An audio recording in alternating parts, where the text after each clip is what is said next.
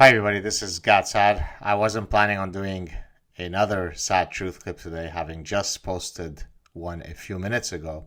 But then I went on my Twitter feed and saw several people that had tagged me regarding uh, Gillette's clip, basically saying, let's not accept boys will be boys and let's teach boys to be better so that they can become better men and so on.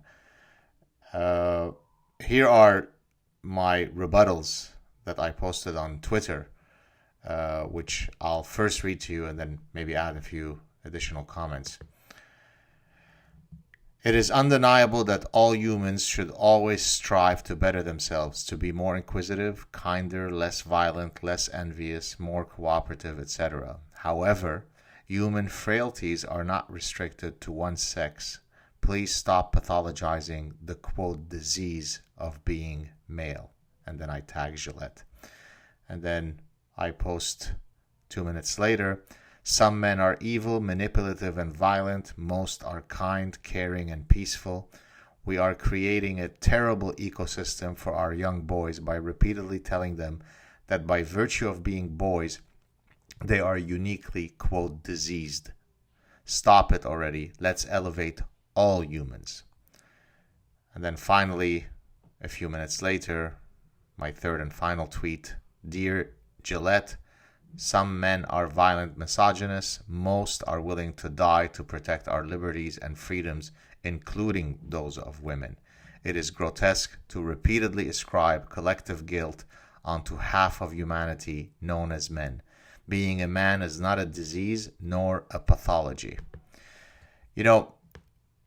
For a very long time, across many cultures, there was institutionalized sexism against women. And then through various mechanisms, we were able to certainly do our best to try to eradicate these forms of institutional sexism. That doesn't mean that there aren't individual cases of sexism.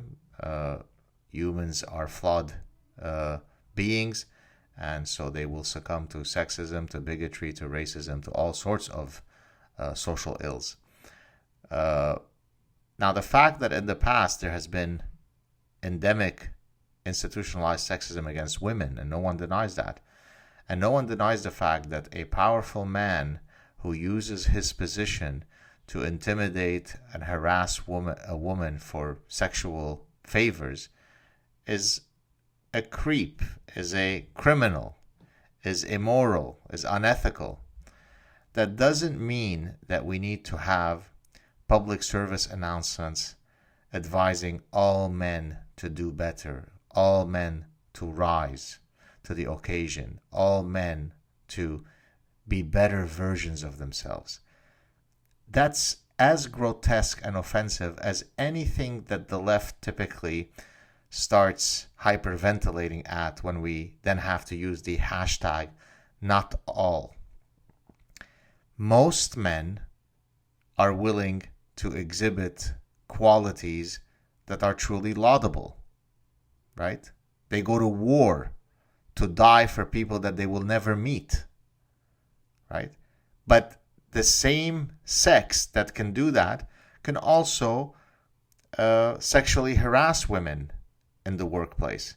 That doesn't mean that we need to have public service announcements teaching all men to stop suffering from the pathology known as manhood, or, of course, in today's parlance, toxic masculinity. This needs to stop. Again, think about it for a second. Imagine if you are a young boy that is growing up in today's environment. It is as toxic, forgive the pun, as any environment that a little girl faced in the past, where she was told that she wasn't going to be good enough to succeed in, domain A, B, or C. That was wrong if ever a girl were told that. And it is equally wrong when little boys right now are taught to truly view themselves as diseased beings, right? You're born of original sin as a diseased being if you are male, and then Gillette is going to call upon you to be better.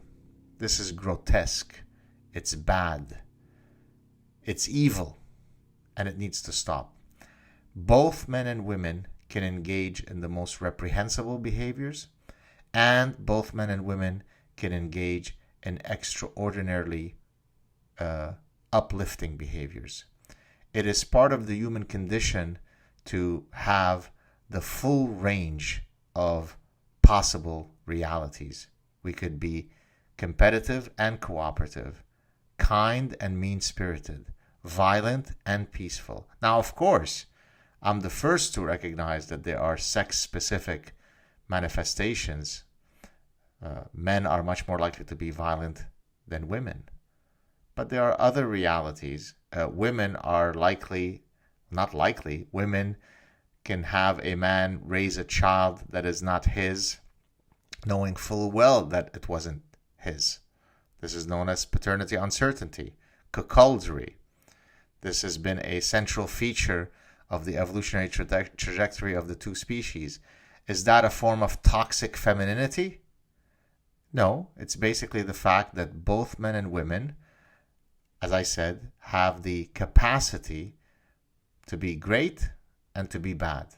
And so if we're going to have messages that seek to uplift us, let us try to have messages that seek to uplift all individuals, believers and atheists, men and women, and all other who don't subscribe to, heteronormative norms.